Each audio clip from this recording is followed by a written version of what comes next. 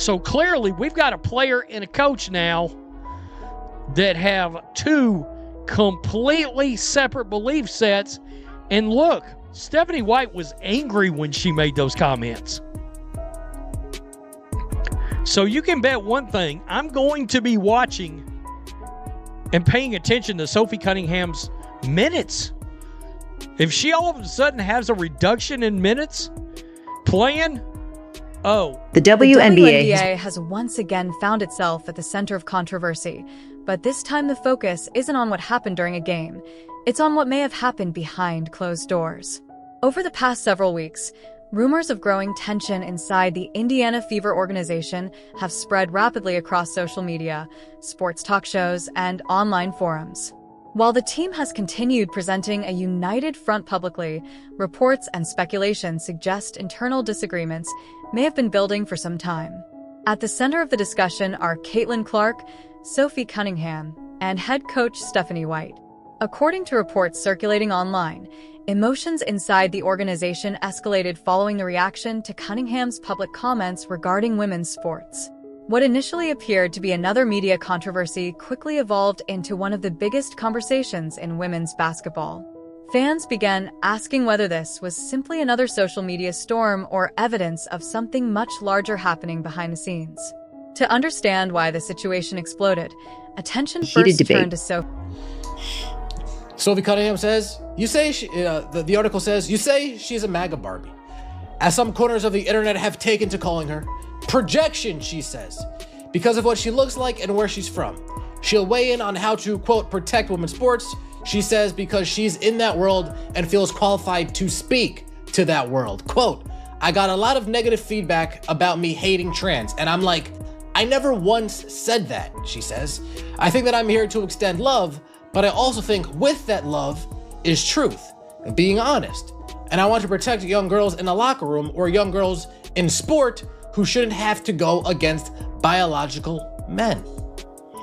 Now, prior to yesterday's game, the Indiana Fever media, they flooded Sophie Cunningham. Apologize, Sophie, apologize! How dare you! And then Sophie Cunningham says, in that story with ESPN, you talked about wanting to protect young girls who shouldn't have to go against biological men. Just can you expand your viewpoint on that? I mean, I think I said what I said. I think it's kind of common sense. And I think I'll always believe in that. I think it's really important to protect children. Cunningham, who has built a reputation throughout her WNBA career as one of the league's toughest competitors and someone who has never been afraid to express her personal opinions.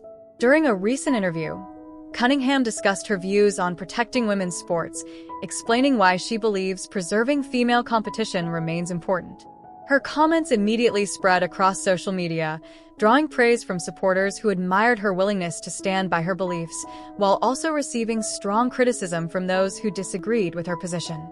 Within hours, clips from the interview dominated sports media, political commentary, and online discussions, shifting attention away from basketball category. And so I stand on what I said, and I always believe that. Yeah. Do you see your advocacy on that, like, taking any form going forward? You know, I don't know. I'm not a very political person, but I do have beliefs. I have morals, and I'll always stand on those and be true to who I am. And I think people are going to take it how they want to take it, but I've never even really said anything about that. And so when it comes just to protecting young girls in sport and women in sport, I feel very strongly about that. I think that's why you have Title IX. That's why you have some of the greats in women's sports. If Title IX and women's sports weren't protected, then you wouldn't hear about any type of women in sport. And so I think in the future, it's just really important to protect.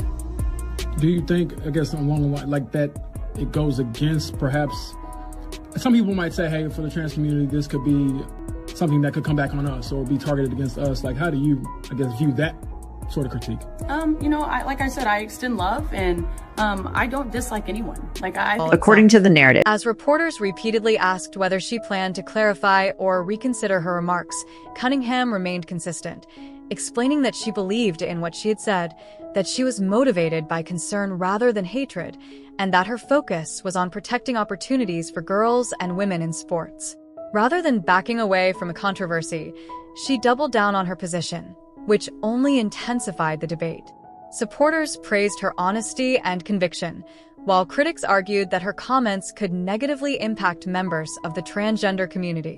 As the discussion continued growing, attention shifted toward the Indiana Fever organization. When it comes just to protecting young girls in sport and women in sport, I feel very strongly about that. I think that's why you have Title IX. That's why you have some of the greats in women's sports. If Title IX and women's sports weren't protected, then you wouldn't hear about any type of women in sport. And so... Damn. Sophie, I said what I said.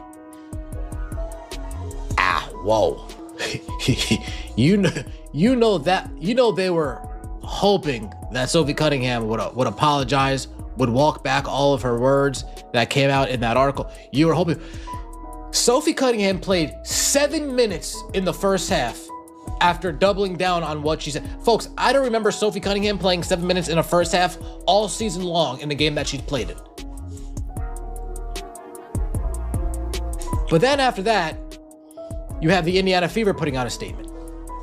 Our players are thoughtful adults with their own perspectives and voices, and those views are their own. We are committed to welcoming fans from every background and treating everyone with respect. And that's what guides us. Before Coach White, with many wondering how the franchise would respond. Would the team publicly support one of its players, address the controversy directly, or attempt to distance itself from the situation? According to widespread reports and online speculation, that uncertainty reportedly created growing tension inside the organization. Although none of the alleged behind-the-scenes disagreements were officially confirmed, they quickly became the focus of sports media discussions. Some reports suggested disagreements between members of the coaching staff and Cunningham regarding the attention surrounding the story, while others claimed the organization public debate. Quote, I said what I said, Cunningham told reporters. But rather than me just saying that, let's hear from Sophie Cunningham herself. Listen to what she had to say. Talked about wanting to protect young girls who shouldn't have to go against biological men. Just can you expand your viewpoint on that? I mean, I think I said what I said. I think it's kind of common sense. And I think I'll always believe in that. I think it's really important to protect children. And that's little girls who are also involved in that category. And so I stand on what I said, and I always believe that. I stand with Sophie Cunningham. I stand with Riley Gaines. I stand with them both. I have 2 daughters. They don't participate in sports, but if they did, that would be my position. And I think it's important to emphasize what Sophie Cunningham said a bit further. She said, I think I'll always believe that. I think it's really important to protect children and that little girls who are also involved in that category. So I stand on what I said, and I will always believe that. She claims she's not a political person, but she does have morals and beliefs, and she will always stay true to them. When asked if her stance could negatively impact the trans community, Cunningham said she's not speaking out of hate. She doesn't dislike anyone. She says, quote, I think there is room for absolutely everyone here, and I think there's room to love everyone. I truly think when you get people in the same room and you have conversations, you actually have a lot in common with a lot of people. I'm there to love, but I'm also there to love biological women, and I think that there are rights that need to be protected. And like I said, I'm going to stand true to that.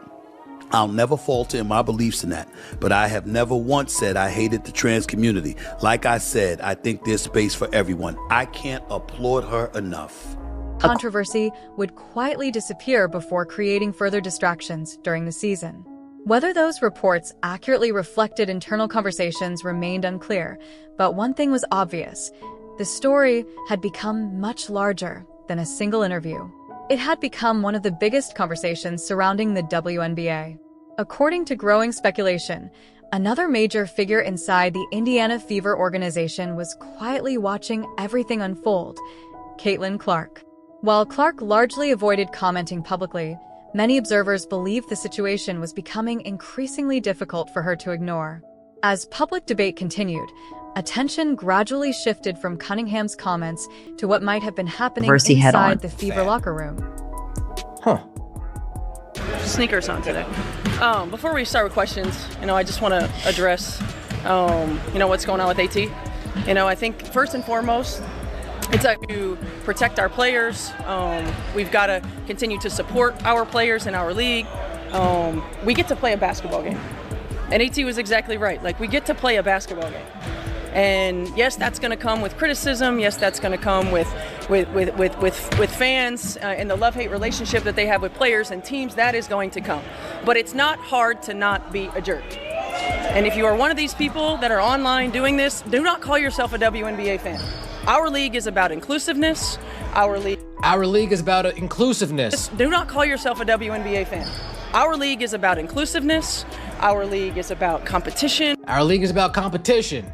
Our league is about elevating. Our league is about elevating.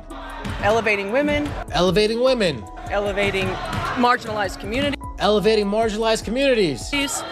Including and being inclusive of all different walks of life. Being inclusive of all different walks of life. That is what our league has always been about from day one. That is what our league will continue to be about. And we will continue to compete at a high level, hold ourselves to a higher standard, continue to be on the forefront of social norms, and we will continue to support one another collectively as a league. Players, coaches, staff, support staff, everyone. We're about elevating. We are not about demeaning, demanding. We are not about continuing this narrative. And it's just absolutely... According to Although narrative. the team continued preparing for games, rumors circulated that the controversy had created uncomfortable conversations behind closed doors. None of those reports were officially confirmed, but they spread rapidly across sports media and social platforms. Some insiders claimed members of the organization wanted to move past the controversy as quickly as possible, while others suggested there were disagreements over how the situation should be handled. Those reports immediately sparked another round of speculation. Was this simply media exaggeration, or had the controversy begun affecting relationships inside the locker room? One name repeatedly surfaced throughout the discussion: head coach Stephanie White. According to various reports, that was fired for sexual harassment. Brianna Turner made us all aware of that earlier this morning, late last night. Indiana Fever put out a statement about that. Quote, protecting our players and employees and maintaining a respectful, professional workplace is our top priority. Our policy is to take concerns seriously, investigate thoroughly, and act promptly when appropriate to protect the people in our organization and ensure everyone is treated with professionalism and respect. Fostering trust and safety in that process means we do not comment on personnel matters involving former employees. Now, I'm not sure what people were expecting the Indiana Fever to say. I guess they wanted names. They wanted allegations. Now, this is the thing. If we get a name on who allegedly was getting harassed, well, then the person who was doing the harassing now will feel inclined to speak up and give their side of the story. And the truth lies somewhere in the middle. There's one side, there's another side, and then there's the truth. So what Brianna Turner has done, she's opened up a whole can of worms. Because I'm seeing people speculate, oh, it was this person, oh, it was that person. Well, this person or that person comes forward and says, I was the one that got da-da-da-da-da, and and this is what happened to me, and da-da-da-da-da.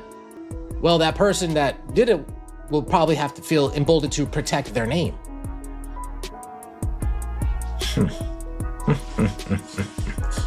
Interesting. The Indiana Fever responded quite quickly to the Sophie Cunningham. They responded within 24 hours to the Sophie Cunningham statement, and they responded within 12 hours to the Brianna Turner statement. Let me know your thoughts. According to the narrative, for remaining neutral and the other criticizing it for avoiding the controversy. Regardless of opinion, the story continued growing far beyond basketball. Television programs, podcasts, sports websites, and online personalities discussed it daily. Every interview seemed to generate another headline. Meanwhile, Cunningham continued answering questions much the same way she had from the beginning, explaining that she wasn't trying to create political controversy, but simply wanted to remain honest about her personal beliefs, while emphasizing that she had never expressed hatred toward anyone and believed there should be respect for everyone. Her supporters applauded that consistency, while critics remained unconvinced. Neither side appeared willing to change its position. As the debate intensified, another question dominated fan discussions. Where did Caitlin Clark stand? Throughout her career, Clark has consistently avoided becoming distracted by off-court controversy.